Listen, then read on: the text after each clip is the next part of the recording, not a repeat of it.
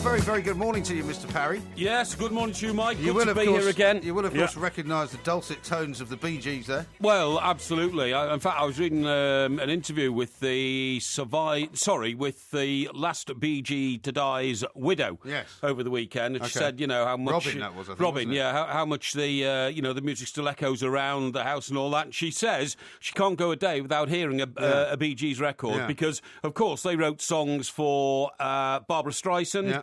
Was it Barbara Streisand? Yeah, it was Barbara They also Streisand. produced Dionne Warwick. They produced Dionne Warwick. They wrote songs. In fact, they wrote Heartbreaker for Dionne Warwick. They wrote Heartbreaker for Dionne Warwick. They also wrote for Diana Ross. Yeah. I want to see a better chain reaction. Yeah, all right. Don't start singing that. And all that kind of stuff. I've actually met her. I've met her, that woman, the widow of Robin. Oh, really? Yeah. In she Oxfordshire. She was at a party in Thame, I think they used to live, or she's probably still. Yeah, that's right. Yeah. She used to be a white witch, apparently.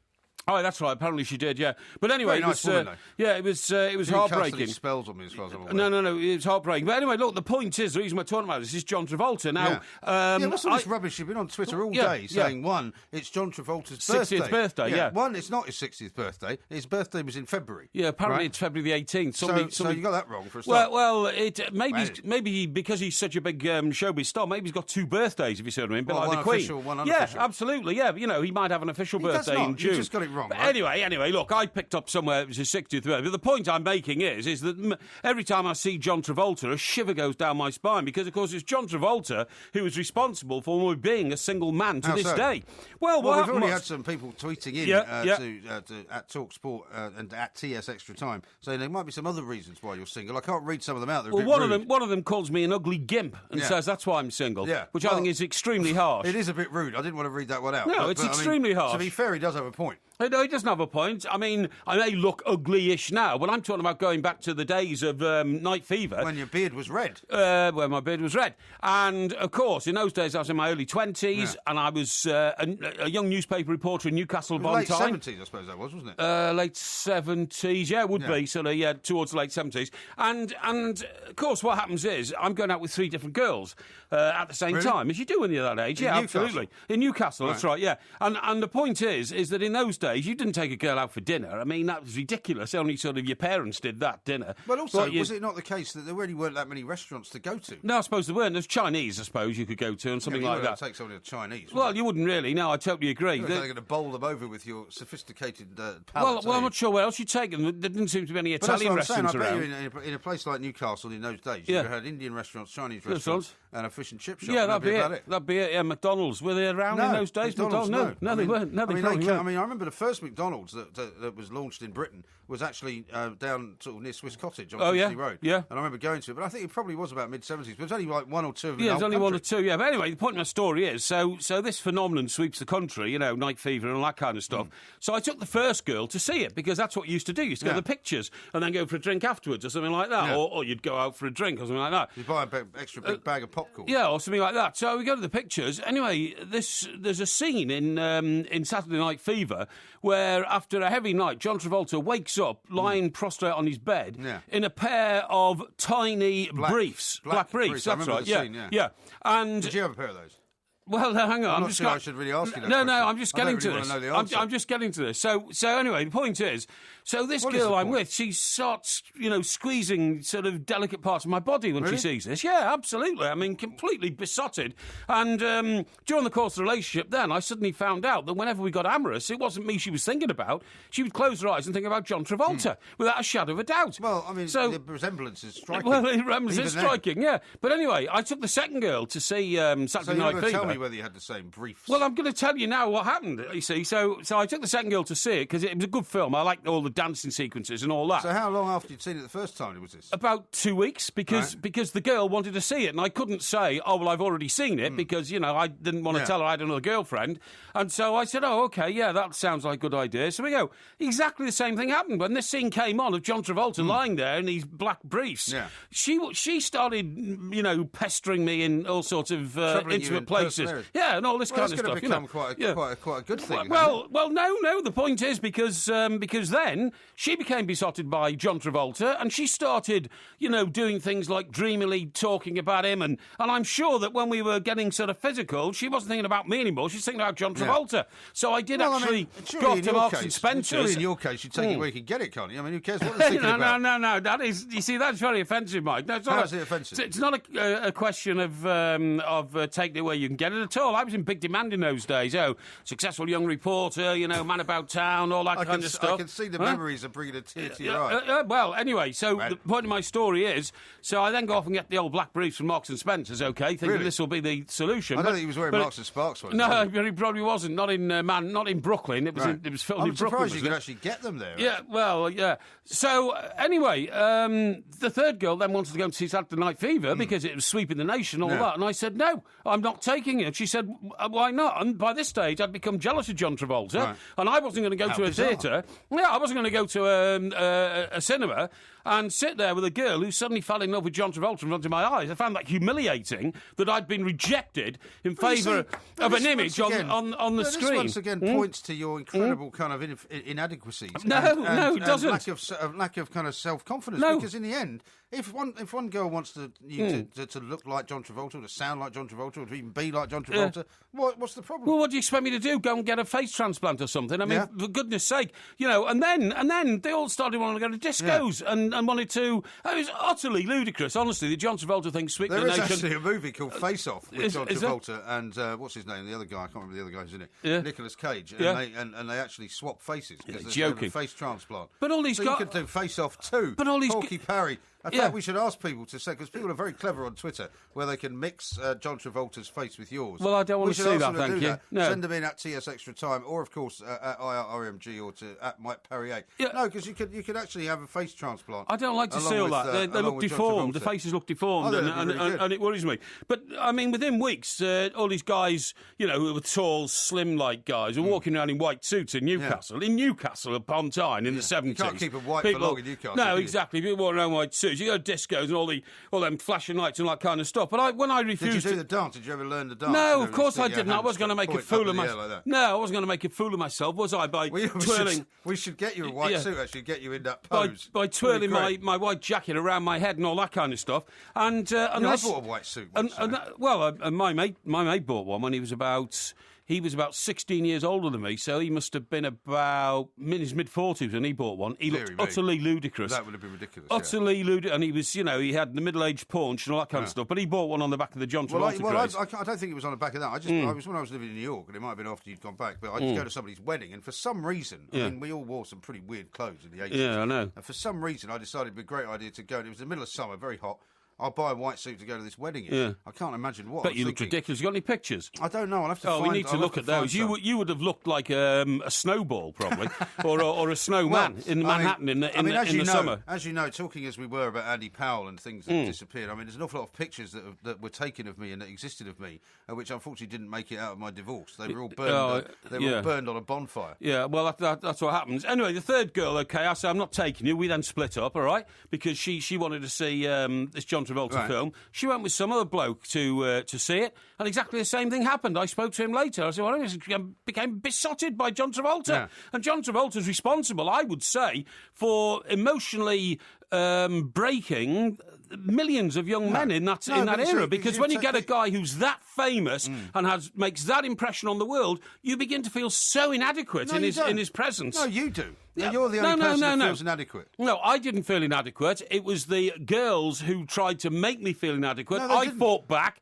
and said, hang on, he's only an image on the screen. I'm here in reality, flesh and blood, muscle, brain. You should have just gone along with it. You should have just gone along with it, because inevitably it would have passed. And in fact, if you had actually been smart and you had shared their besottedness with John Travolta, they would have then actually become besotted with you because you liked him so much. Are you mad that I suddenly go around saying, oh, by the way, my favourite film star is John Travolta? Well, that's what you should have done.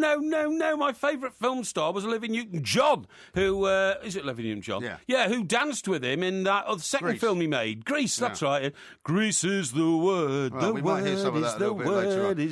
It's a fascinating tale, but I think if you try to bring it up a case in law that Travolta and Junior. Well, I think he is emotionally wrecked now, and that's probably why I'm still looking for the first Mrs. Parry, because it's taken me decades to get over the emotional impact of being rejected in favour of John Travolta by successive girls, and the shock of putting on those extra black stone.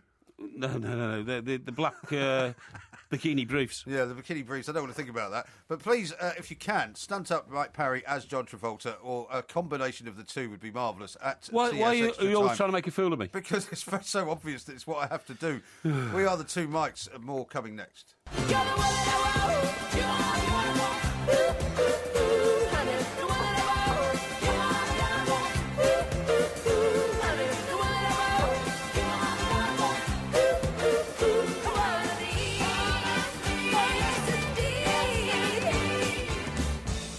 That is, of course, the aforementioned Olivia Newton-John, the one that you wanted, but you didn't want John Travolta messing up your life. No, I didn't want John Travolta messing up my life. Mind you, he messed up his own life, because he made Saturday Night Fever, then he made Grease, and then he made a complete bummer of a film about his relationship with a middle-aged woman.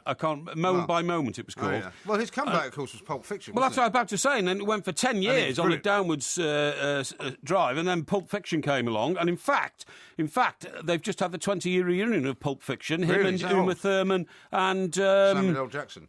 Samuel Jackson and the producer guy, the really weird one. Tarantino, yeah, that's right. Yeah, dark film. But anyway, listen, you were talking earlier about relationships and all that. Now, we had Dr. Pam Spur. You know what I thought was interesting with her was when she talked about how some people just like drama in their lives and they can't get rid of the drama. Really? And that's why, in some ways, relationships go up the pictures, if you'll pardon the phrase, because, when it all goes calm and everybody's happy, some people don't like that. And I know some women who've been like that. Sounds like your first wife, that. Yeah, well, it's a very amusing story you tell me. Sounds like a lot of women that I've been whenever you and your first wife fell out, it really amused me, this, Mike. It wasn't amusing for you at the time, but you would ring up your boss at the Mirror where you enter there and tell him to sack you because you were such a dreadful husband and father to the children. Well, no, it wasn't. Yeah, she would. She'd ring him all the time. Sack him. No, once again, you got it completely wrong. No, I haven't. What she did was she called up and asked for him to sack me after we'd split up. When we were splitting up, it wasn't like it wasn't whenever we had a row. Well, the worst one was when I had a story. I was running one of the Mirror papers in Wales, and I had a story about a rugby player who I won't name, who we'd been told was having an affair. No, he wasn't having an affair. His wife was having an affair with some guy, and so I went to see Piers Morgan, and unfortunately on that particular morning, just before I was going to ask him for some money to see if we could buy this story, she'd attacked me in the middle of the night and had a black eye. Well, your wife had attacked you. Why? Why? Well, because she wasn't very happy with me. Yeah, well, what were you doing? Playing away from home again? I was asleep. But, oh, really? Yeah. But we'd had a bit of a round. I woke up. So your wife came in, you were asleep. All right, I'm going to get you, bang. Yeah, that's right. Gave you punching me in the side of the head. Sounds like a mad woman. So I said so I went to tell Piers this story. And I said, I'm not sure if we should run it in the end, because he was a very famous Welsh rugby player. Right. To be cuckolded is never something that anybody wants to read about. Well, absolutely right. So I said, to be honest, I'm not really sure, but this is how much money they're asking for the story.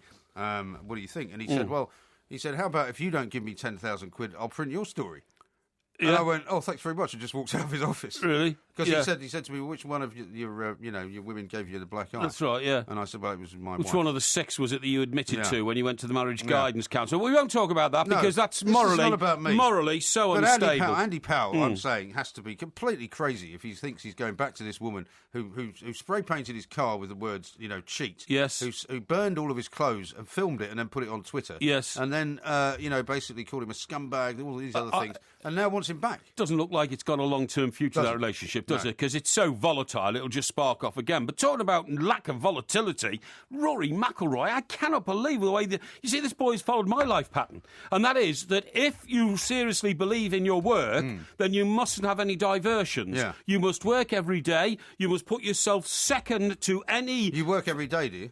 Yeah, I try to. Right. But you must put yourself second to any feelings of lust or enjoyment. You don't have to be like a monk, though. Yeah, well, you do. You have to be a bit like a monk. I mean, look, perhaps I don't sort of go at it 16 hours a day every day now. I don't have to. But certainly when I was Rory McIlroy's age... I think that's true. Rory McIlroy's age, I was absolutely demonic. I couldn't wait to get up in the morning and get to work. I couldn't wait to stay at work. I didn't want to come home. I had no time for relationship building whatsoever. In fact, that's the real reason why you're single. If a woman was annoying me because I was reading I was reading some papers, I'd just tell her to leave my flat and go home. If she gave me ultimatums about spending more time together, I'd say, let's end the relationship. If she started moaning and whinging that I wasn't concentrating on the things that she did in life, I'd say that's because my concerns are for myself first. Okay, you're going to stop talking for a second. Yeah, okay.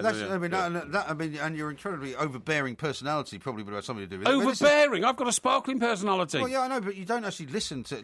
even when I'm sitting here with you in the same studio, no more than 3 feet away from you, you know, I know when I can see in your eyes when I say something to you, you haven't heard it at all. You're not listening. You're only completely and utterly interested in the sound of your own voice. If I was a woman, I wouldn't have wanted to be with you anyway. And that's why you're single, not because of John Travolta, not because you liked work, but because actually you're an unbearable personality to be around. That's a very cruel thing to say, Mike. We have shared many years working together and shared a few drinks in a few bars around the world. Yeah, and for you to say that is a gross distortion. But I don't mean from my perspective. Betrayal. No. And a betrayal. No, I'm not saying from my perspective. How many times I like hanging around with you. No, I like hanging around with you. I don't want to marry you, do I? I'm talking about why a woman doesn't want to be with you. How many times have I been betrayed in my life by those who I thought were close to me? Innumerable times. And you've just added to the list. No, because I'm not saying I don't like hanging out with you. I'm just saying that this is how a woman would see it. That, you know, you don't How do you know what a woman would see? You've abused women all your life. I've never abused a woman in my life. Well, you don't think emotionally you've abused any women? No, not really. Oh, come off it. Emotionally, you admitted in a marriage guidance hearing that with your wife sitting next to you that you'd had at least 6 affairs she didn't know about. Well, because the marriage... Don't you think that's emotionally scarring? Well, it was, yeah, but that was the fault of the counsellor. The counsellor wanted me... Well, actually, it was your fault for knocking around with 6 birds at the once. No, because the point is that the counsellor was the one that said to me, the best thing to do here is to get everything out in the open. And I mean, it was the worst thing I could have possibly done because that was the kind of thing that led to the punching and the burning of all the pictures and all that. Because if she'd only thought that I was leaving her for one other person, it would have been quite as bad. I just don't know how you're thinking it works out in that. Honestly, I wouldn't expect you to understand. I think you've got a kind of illness. You know, some people have a drink problem. I think you had a zip problem, and really? and you should have got it sorted because you've had quite a disgraceful life, really. But anyway, that's by the by. Rory McIlroy, I mean, the man is so dedicated, so single-minded. He started the last day 7 shots off the pace, didn't he? He did. And he went through and won it because his opponents just crumbled. They started knocking up triple bogeys and all sorts of things. I have to say, regardless of whatever his personal issues are, great to see him winning a tournament. And, you know, it's the first tournament he's won on European soil, which is surprising. I didn't realise that either. I didn't realise that. But, again, this is part of the problem with all this marketing madness, right? It's that, parts of the European tour are played outside of Europe. Oh, of course they are. They're played in the Far East. So he's won the Dubai Classic, and that's on the European tour. But, of course, Dubai's not in Europe. Yeah, but the strange thing is, I couldn't believe it was the first he'd won in Europe because didn't he win the money order in Europe and America like 18 months ago? Yeah, and he hadn't won a tournament in Europe. He hadn't actually won a tournament on European soil. Unbelievable. Absolutely unbelievable. Nevertheless, he's a beacon of virtue to all of us, and that is, if you're single-minded enough, if you put your mind to it, you can succeed. Well, you should remember that, Mike, and so should all young people. Well, I have succeeded because in I life. live by the maxim in life that if you're not winning, it's because you're not trying hard enough, OK? And if you keep trying, you will win. That's my maxim. So why are you shouting? Well, I'm not shouting. Why, but you are shouting. No, I'm just saying to you, Mike, at times in your life... What do you define as winning, exactly? Winning means, you know, being on top. It means coming out on top. It means doing the thing. How about having a happy marriage, something like that? Getting the deal. No, that's irrelevant. So you don't think people who've got a happy marriage are actually happy? Well, of course they are. If they've got a happy marriage, they're happy. Winning then, aren't they? No, because very few people, but I do know some. I mean, a mate of mine, for instance, he invented a sort of computer game when he was in his 20s, and by the time he was 30, he was a multimillionaire because some company came along and bought it out, right? And he's a brilliant guy, and he's got a very happy relationship. And he lives in these massive houses in Cobham near the Chelsea place. But what I'm saying is that people's definition of, as you call it, winning are different. I mean, in fact, at the moment, there's very much a move where people are moving away from working all the time, because in Britain, of course, for centuries, we've worked harder than almost any other group of people in Europe. I agree. The French don't work as hard. The Germans don't work French as hard. work half in Scandinavia, they've got a much more relaxed way of living. It's true. And actually, I'm very pleased to see that people are working less and being less absolutely obsessed with work, because you've admitted yourself, and I was the same when I was younger, you worked all the time. Yeah. And it was detrimental to other parts of your life, like you never getting married. And me, probably my marriage breaking up was as a result of me working all the time. Oh, it wasn't. It was a result of you flirting with other women all the time, Mike, incorrigibly. But work, though, and I spent most of my time at work. No, that was rubbish. That's anyway, this is not about me. Boulder This is not about me. What I'm saying is that, winning, as the phrase goes, started by Charlie Sheen, right? I mean, it means a lot of different things to a lot of different people. Well, I'm glad that people are starting to work less, because that means people like me, the real go-getters, will zoom past them right up to the top again. You'll be on a mobility scooter soon, by the way. Have you seen a mobility scooter story the other day? When I think it was in the Times, wasn't it? Yeah. People were posting loads of things on Twitter about mobility scooters. Absolutely. People being killed and all sorts of things. You were the first one to raise the issue. I was the first one to raise the issue, and now what they're doing is they're saying that they're going to have eye tests and all sorts of things to make sure that people who jump on these scooters are not irresponsible and go up to 8 miles an hour. And if you hit somebody at 8 miles an hour on a pavement, you're going to kill them. Well, you're not going to kill them at 8 miles an hour, are you? Well, 2 people have been killed. This is the whole point. Yeah, but not as a result of actually being run over. They've fallen off pavements and hit their head and all this sort of stuff, That's like an eggshell skull case. Eggshell skull, that's a terrible complaint, isn't it?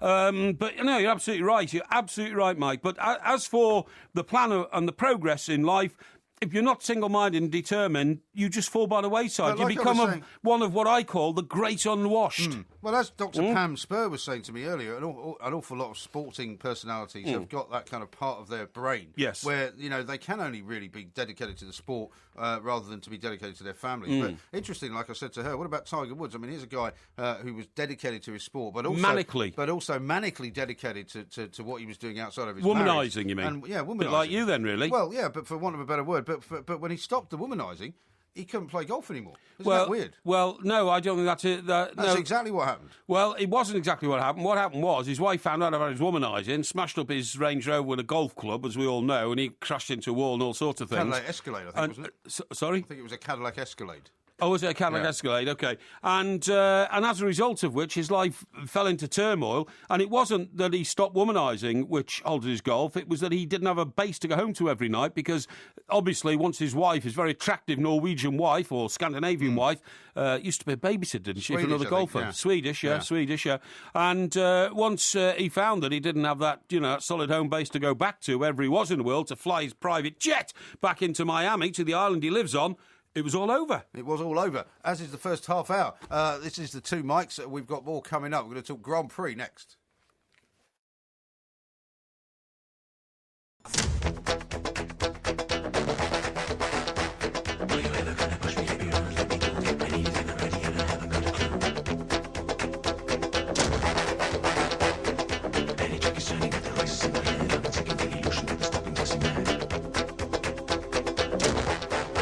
This is TalkSport Extra Time. I'm Mike Graham. He is music? Mike Parry. What's that music? What is it? Yeah.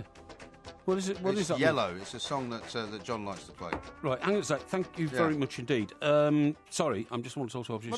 This you're supposed to bring a cup of tea in silence. No, you're supposed to acknowledge it. That's very nice, thank you. Is it triple boiled water, please? No.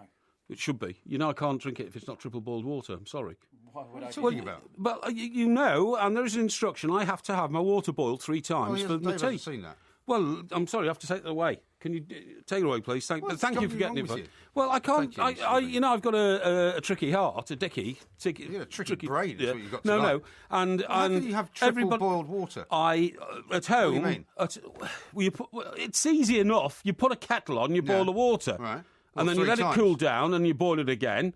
And then how long do you have to let it cool down for? About 5 minutes, and then you let it cool down and you boil it again. Right. And you can then pour it into your cup with the tea bag in it and make a cup of tea. So this process takes about 20 minutes? Yeah, about that, yeah. That's something like that. It'll be gone by then? Well, yes, but it was quarter of an hour ago when I requested a cup of tea, so you should be able to get it right. That's why I thought it would take so long. The reason is that what is it, more pure or something? Exactly. Why don't you boil, like, bottled water? Maybe No. Bottled water's full of germs. Forget that.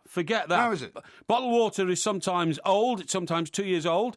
It's sometimes stored in warehouses where rats and things are running around. Water is that comes from a reservoir?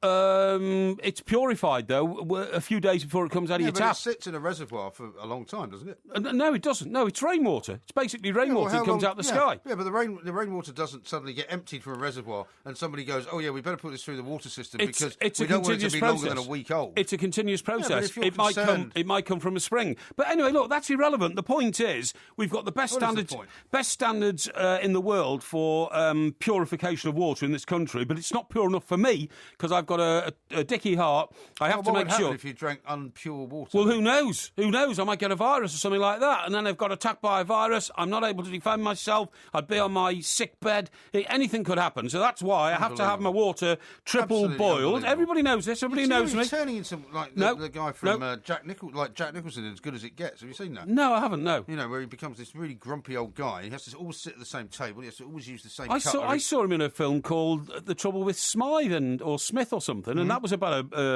he played then about Schmidt. About Schmidt, yeah. And that was a guy who the trouble with Smith. The trouble with trouble with Smith. That's right, yeah. Trouble with Parry. Yeah. You don't know the name of anything. And what happened was, if you just listen, was that I'm fed up listening. I'd like to speak. His wife died, and then he started going mad, and I saw it. Yeah, and he ended up great film. Getting in a gazebo. Is it a gazebo? No, what's it called? Winnebago. A Winnebago. No, a Winnebago. And drove off to his daughter's place about 1,000 miles away, and she didn't want him to turn up anyway. But anyway, went to his daughter's wedding. Luckily, our film expert John is behind his glass there, so he's able to interpret everything that you say. I'm going to hold this up to you, which is a sign that I want you to read out. What do you want me to read that out for? Just read it out. You have the right to remain silent. Yes, that's right, you do. So remain silent for a while. It's an Amnesty International campaign. What are you showing me that for? Because I want you to shut up for a while so I can get some words in, considering the fact that you've been doing nothing but ranting and preaching. Why do you invite me on your show? So that we can have a conversation. Not so that you can sit there and shout and not let anybody else get a word in. I don't do it like that, Mike. Yes, you do. I don't. It's just that I have to make my point very clear to you, because if I don't think it gets through your thick skull. All right, well, let's get on to the Grand Prix. Okay. Because I think this is a very good point, and I want you to explain to everybody why you think that the Grand Prix should be raced on Britain's streets. Well, when you see the Monaco Grand Prix, it's totally different to everything else. Quite exciting, isn't it? Yeah, it's very exciting, and I've been there during Grand Prix week. I didn't actually stay for the Grand Prix. We were there to do a football match on the same week, Chelsea and Monaco. And but the build-up is fantastic, and it envelops the whole principality. Yeah. Well, it's not very big, is it? I mean, no, it's not very big, place. no. But the point I'm making is this. How anaesthetised, how sanitised does the next Grand Prix look when it's on a track miles away from anywhere? Yeah. And actually, this is the new thing, isn't it? It's a bit like these new football grounds that they've built. Yeah. That they've built these custom-made tracks in places like Bahrain. And, you know, it's got canvas here and there, but there's no great atmosphere. No, there's no atmosphere at all. And what they need to do is they need to base the British Grand Prix not in a circuit in the middle of Northamptonshire. Brands Hatch. Yeah, you know, is it Brands Hatch? Silverstone, that's Brands Hatch is down in Kent, isn't it? Down in Kent. That's in the wilds of Kent. I pass it on the way home, actually. That's right. Silverstone is in the wilds of Northamptonshire. And, you know, you see a sign off the motorway saying Silverstone, all that kind of stuff. I think they should replace it with a track in somewhere like Portsmouth or Brighton, or my favourite would be Whitley Bay in the northeast of England. Well, Whitley Bay is, first of all, in the northeast of England, they've got great roads, right? They built their roads there to try and... What, you mean they're not all covered in potholes like the roads down here? No, they're not. No, they built these to try and attract industry up to the northeast to revive the area and all that kind of stuff. They've got great roads up there. So they could make it a road-based track, and they, you know, build it around the town. Are you talking about just how the A1 go up that way? The A1 goes up as far as the Tyne Tunnel. Right. And then you go under the Tyne Tunnel from the south of the Tyne to the north of the Tyne, and then you turn right and you head out to the coast and you get to Tynemouth. Humber Bridge is not and then you turn left and you go to Whitley Bay. Well, you could go over the Humber Bridge, perhaps. No, you couldn't go over the Humber Bridge. No, because exactly, you're not going anywhere. And I've had lots of people. What about the M63? They could do it on that. Yeah, I suppose they could. Yeah, and I'm not going to respond to that. A lot of people have been spotting the M63. I mean, incredible response on Twitter since you talked about the Humber Bridge. Is that right? And well, there is. I mean, you should be happy about this. No. I'm just, once again, you're trying to make out that I'm some sort of adult. I actually met a guy the other day who I hadn't seen for ages, and I said, "How are you?" He said, "Yeah, I'm very good." He said, "I've been spending the last couple of days looking for the M63." Really? Yeah. Because he heard you on the podcast. Yeah. Well, there was an M63 at one time. It's not my fault they closed it down and called it something else. But surely, but just getting back to this Grand Prix business, I mean, the roads are so awful here. No. I mean, if you actually tried to have even a rally car race, you'd have cars going into potholes and smashing their axles. All right. Suppose you went to Portsmouth Council and said, "Look, if you bring your roads up to date and repair them all, we'll bring the British Grand Prix here every year." Yeah. How much wealth would pour into the city for that one meeting alone? That's true. So it would be a worthwhile investment to do it. And you could do it because the M27, you'd have to close down the motorway for a weekend. Well, that would be the problem, wouldn't it? It wouldn't be a problem at all. Because it's also part of the South Coast and so much tourism dollars that come into that. Yeah, but at the time it's happening, just before sort of the May bank holiday. I don't think there's anything wrong with that. And the point is, they've got the M27, which is a perfectly good road. They've got a spur road into Portsmouth. It's quite short, though, isn't it? If you go down to where I live in Gosport, you could actually make it a track in itself. Actually, you could go around it because roads in and out. Off, exactly, and all that kind of stuff. And I think it's a great idea because that then would make it so inclusive to the people of a town. And I every time I look at a Grand Prix that's on a track that's got like a 1.5 mile straight, which goes into a forest and comes out again, I think, well, that race is lost to everybody for the time that those cars are away from the... Those were the kind of old-fashioned races they used to have. They tend not to do those anymore. But I mean, Bernie Ecclestone has, I think, already put forward a plan to end a Formula One race inside the Olympic Stadium, which was going to encompass the streets of London, wasn't it? That would be fantastic, but you couldn't close London down for a day, I don't think. And anyway, I just don't think there's wide enough roads in London. London, remember... Also, what about all the speed bumps? Yeah, exactly. You can't go down a street in London without speed bumps. No, you can't. That might be quite good fun, actually, watching these Formula One cars going up in the air. That's right. And the origin of London goes back to, like, the year 600. And streets are very narrow, built for carts and horses and that kind of stuff, so you couldn't possibly race them there, but you can. Are you sure about that date? Yeah, I'm absolutely certain about it. I know that historically you haven't always been as accurate. No, Londinium was the Romans thing, so that was before, that was BC. Yeah. That was BC Londinium. It was. In fact, but I'll tell you something else as well. With Verulanium. No, that was? Verulanium, no, but I do know that Colchester was the first city in this country which the Romans settled on, and that was going to be the capital of this country, Colchester, until Londinium came into play. Verulanium, which was also a Roman city, was St Albans. Oh, is it? Do you think I care? Well, just because you don't know about it doesn't mean you shouldn't care about it. It's irrelevant. Like to talk about history. It's irrelevant in historical terms. Right. All right. The other great Roman town of Linoleum. All right. What about the great Roman town of Diva? Diva. I thought that was a pop group. No. Diva is D-E-V-A, and it was Chester, which is my hometown. And in fact... Well, how apt. That's exactly what you are. What? Diva. You're a diva. A diva. Yeah. No, I'm not going to respond to that. You want your waterboard 3 times. Well, that's only for my health. That's so I don't die. You don't want women to bother you in case you want to read a newspaper rather than talk to them. Chester has into Elizabeth Taylor. Has got the most magnificent amphitheatre outside of Rome. How about that? Yeah. Well, it looks like the Colosseum, does it? Well, no, it goes down. A picture of it. No, it goes down rather than goes up. It's built next to the Convent High School in Chester, and we only found it about 25 years ago, 30 years ago. We've been digging it up ever since. But it is spectacular, absolutely spectacular. Did they build the city walls as well? Because I've been around the city. Yeah, they built the city wall. No, the city walls were built in the Middle Ages to keep barbarians out, from Wales and all that kind of stuff. Actually, the Romans did start building the walls. They did, to keep the barbarians out from Offa's Dyke. You don't actually know, do you? I do. Yeah, I do. I know all about it. I'm a student of history, particularly the history of the city of Chester. No, it's true. Well, you haven't got anything right so far. And every time we give you a history lesson or a quiz, like we gave you Lord Nelson last week, you got, I think, 3 out of 10. But that's because you compose ridiculously silly and detailed questions. By the guys that boil your tea 3 times, David and John back there, because they have the unfortunate capability of having to put. I haven't had my tea back yet. They've gone on strike. Well, he's boiling it for fourth time now. Yeah. By the way, on Thursday when you're back, we're going to give you another quiz. this time about Yorkshire, because you were quizzed over the weekend about why you didn't say anything nice about Rotherham being, and I didn't say, and one particular guy said to me, it's a disgrace that you haven't congratulated Rotherham. Yeah. You know why? I don't care whether Rotherham have been promoted or not. Well, it makes no difference to me. That's unfeeling. I mean, look... No, it's not. I don't care. I got a lot of messages... They're a team from the north of England who I don't support, and so I'm not really very interested. I got a lot of messages from people saying, you're a northern boy, why don't you support Rotherham? The answer to that is that Barry Hearn's a friend, and I think he's done a magnificent job at Lake Nor, and I wanted them to sow the rewards of their efforts. But you, of course, when I said the other day, when the weather was great in the north and it wasn't so great down here, I said, I should have stayed in the north. And you said, yeah, there's millions of us who think that. Yeah, it's true. Very true indeed. Very Mike Porky Parry and myself, Mike Graham, back with more next.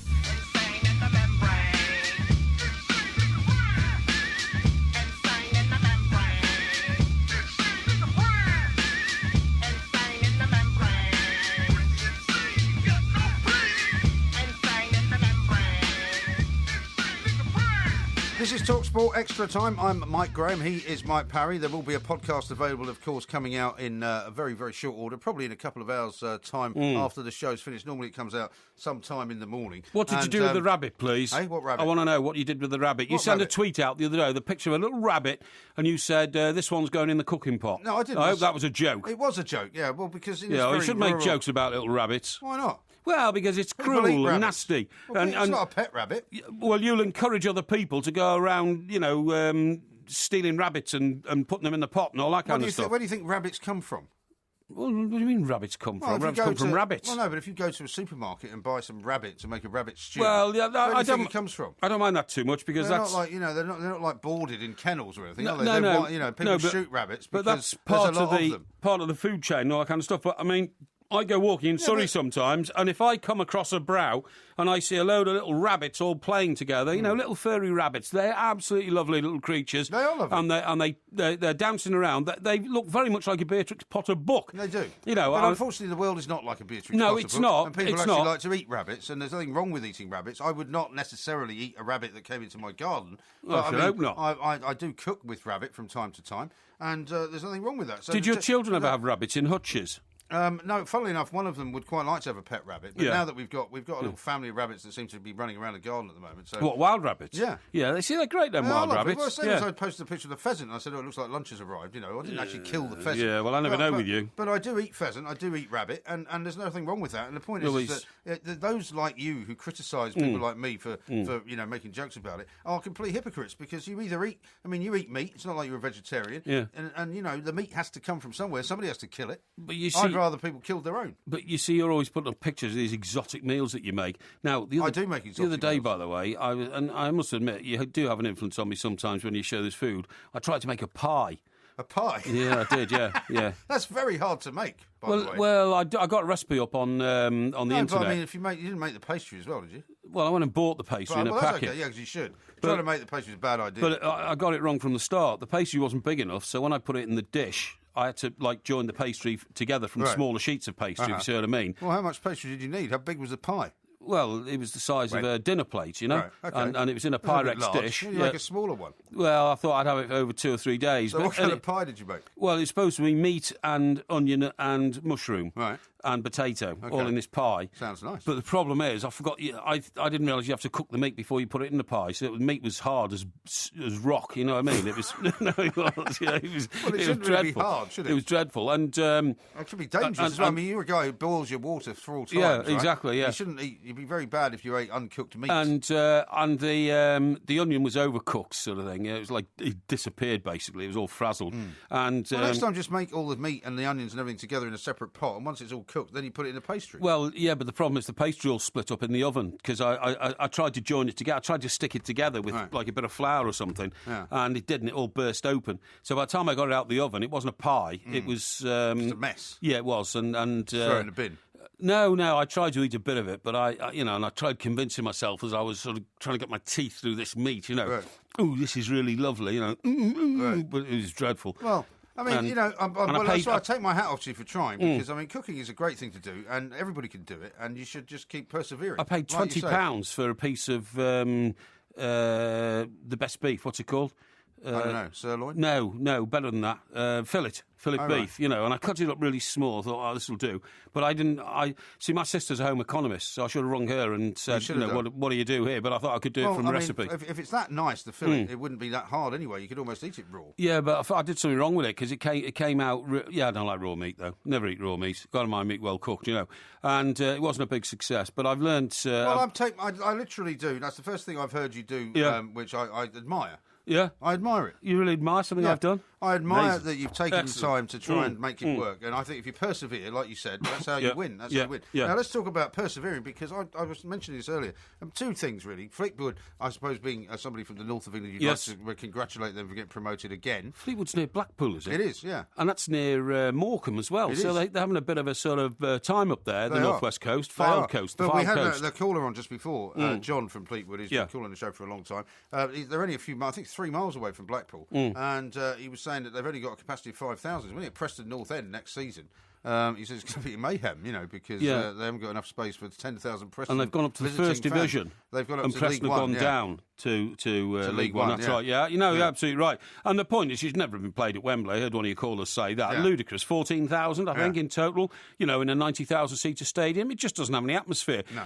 The perfect place to have played it would have been Stoke, because Fleetwood being where they are and Burton being East Midlands, where all the beer is brewed, the ground in the middle is Stoke, isn't it? Yeah. And that's where it should have been played, at the Britannia. Yeah. And then, you know, 14,000 there wouldn't look so bad. I nearly said the Potteries. No, I nearly said... Potteries? Eh? Didn't it used to be the Potteries? No, it used to be the Victoria Ground, Stoke, and it's now the Britannia, because I suppose it's sponsored by them. By the way, I just should point out to you, I got a tweet in from someone, that road you described going into the Tyne Tunnel is the A19, not the A1. Yes, that's right, yeah, it is. It's a tributary of the A1. Oh, is it? Yes, because the A1 sort of skirts around Newcastle and keeps going north. I'm just trying to wonder, how does the A1 get across the Tyne River? Huh? How do you think? I think it goes over a bridge. Oh, maybe. I tell you what, it could be the main road straight through the middle of Newcastle. I think it is, actually. No, it's not. I think it is. I mean, well, maybe it is, but the A1M, whatever that road is called, goes around Newcastle. Yes, that's right. Because I used to drive up that way to get to Edinburgh. Yes, but for hundreds of years, the A1 has gone straight through the middle of Newcastle and used to drive sheep on it and all that kind of stuff. That's why it's called the Big Market and all the other markets, because they used to drive the animals into the centre of Newcastle and do all the trading there, okay? And then you're absolutely right, when the modern world came along... Because you come past the Angel of the North, and you go down the hill, and you go kind of around Newcastle. The A1M, that's absolutely right, yeah, you're absolutely right. And then, of course, they built the Tyne Tunnel, you go under that, come out the other end, go to the... Tynemouth, the Salutation Inn, all that kind of stuff. Yes, you're absolutely right. Yeah. But now, we digress. Well, you want to talk about another town. I want to talk about roads again. I want to talk about Leicester, actually. Leicester, because, the owner of Leicester has come out in the last sort of 24 hours and said in the next 5 years he wants Leicester to be competing for top 4 in the Premier League. He wants to spend 150 million quid he wants to spend in the summer transfer window.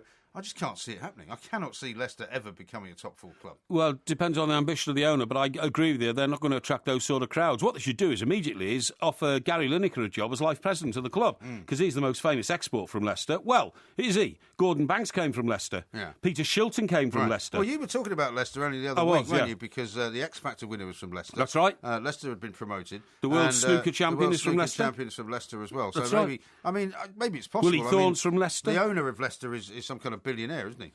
I don't know much about him. I don't know much about him, but he's clearly a very ambitious man. Thai billionaire, I think. Thai billionaire. Who's their manager? Nigel Pearson, who signed a new contract, hasn't he? And what are you doing that for? Because I do that with my lips while I'm thinking, and it helps to stimulate my brain waves. Yeah. Okay. But no, he's been given a contract now to presumably fulfil the big dream. Yeah. Right. Now, when you say fulfil the big dream, I'm sure he's a very competent manager, but if this guy wants a top 4 place in Leicester... Well, he's going to have to start looking for big managers, well, isn't he? I would have thought a guy like Pochettino might have been perfect for him, or something like that. There's another guy. I've just had this guy's name put up on the on the screen here. I'm going to have an attempt at pronouncing it. Yeah, go on. Vikahi Srivadhan Prabha. Who's he? The owner of Leicester. Oh, right, okay. And is he an Asian businessman or something? I believe he's from Thailand. Thailand. Like well, there you go. Well, good luck to him. SRIVA, double DHAN, PRABHA. Right, okay. So I would say that's Srivardhan Prabha. Yeah, well, I'd say good luck to him. I'm glad he's ambitious, pumps money into football in this country. Leicester, as you say, very cosmopolitan town, Leicester, in the sense that, it's a town of great diversity. I don't know how that affects football. I once saw the Who there. I went to. They were playing at the Leicester Granby Halls when they did their first tour after, because I used to be a bit of a Who fan years ago. Yeah. They did their first tour after Keith Moon died with Kenny Jones playing the drums, and they did. I won't get fooled again. Yeah, they did their opening night at the Leicester Granby Halls. Did they? Yeah. I've got a funny story to tell you about that. But listen, let's get off that because we haven't got much time left. Right. I want to talk to you about this story I saw in the paper about this lawyer. £1 million a year lawyer. Unbelievable. Right? And he's decided to quit his job in order to become a human cannibal. Well, good luck. And I thought, good for him. And this is something you could do. You know, you're saying that you always want to work all the time. Yeah. And in between some of the stuff that you do with TalkSport and other media work that you do, and I know you've got other irons in the fire all over the place, you could become a human cannibal, couldn't you? No. That's ludicrous. That guy is ludicrous? That guy's in love with circuses, and his big hero is Charlie Chaplin. Yeah. And Charlie Chaplin, by the way, was not a nice man. He was not a very nice man. I've read a biography on Charlie Chaplin. He was married like 8 times or something, wasn't he? Well, he tried to throw one of his wives off a train when she upset him about something. The train was moving at the time. Right. You know, I mean, he's that's the allegation in the book I read. Well, he was another one of these driven people, wasn't he? Well, he was also one of these Tears of a Clown type guys. You know what I mean? Very funny on screen and all that, but a demon off the screen. No, the point is, that guy's trying to fulfil his dream. He's a millionaire sort of city employee who's now made enough money to be able to do this. But I've told you before he's gone to work in a travelling circus. Yes, well, it's his circus. He's bought the circus. Well, that's brilliant, isn't it? Yeah, it's brilliant. Good for him. Now, I've told you what I do. Well, what would you do? Well, I've already told you what I'm doing. Whether I've told you this on air or not, I don't know. But you know full well that I'm taking driving lessons for heavy goods vehicles. Oh, yeah. And when I get that licence, right, I'm probably going to buy myself a lorry. Yes, I do remember you telling me this. Yeah. So you're going to move furniture around or something? No, not furniture. I quite fancy. I fancy being king of the road, and you get into one of those cabs, and you've got a bed up behind you, and all that kind of stuff. Well, the independence of being able to move around like that. You better get your sense of direction sorted out before you do that. Well, you'll be spending half the day looking for the M63, driving up the A19, thinking it's the A1. You have no idea where you're going. Very fun. I'll have a sat-nav, though. And I wouldn't mind, going over on these sort of continental ferries and driving down to Santander and all that. For no apparent reason? Well, because it's something I fancy doing. No, I know, but surely you might as well be delivering something while you do it. Well, I would be, wouldn't I? I'd be delivering fruit or something, or bringing fruit back or something like that, yeah. But, I mean, the point is... If you could hook up with the Fife's banana boat you were always talking about. Well, that Fife Bananas boat came in the other day when I was in Portsmouth. Every time I see you say it's coming, it came in the other day. It does. And there must be 60 or 80 containers on it, all full of Fife's bananas. Yeah. And I think to myself, wow, that is the original banana boat. And next time I go to Tesco's in Surrey somewhere and buy a banana, it's probably come off that boat. Yeah. Isn't that fantastic? What a banana. See the start and end of the journey of the banana, eh? Yeah, the journey of a banana. Yeah. You've got to go home soon. Yeah. This is TalkSport Extra Time.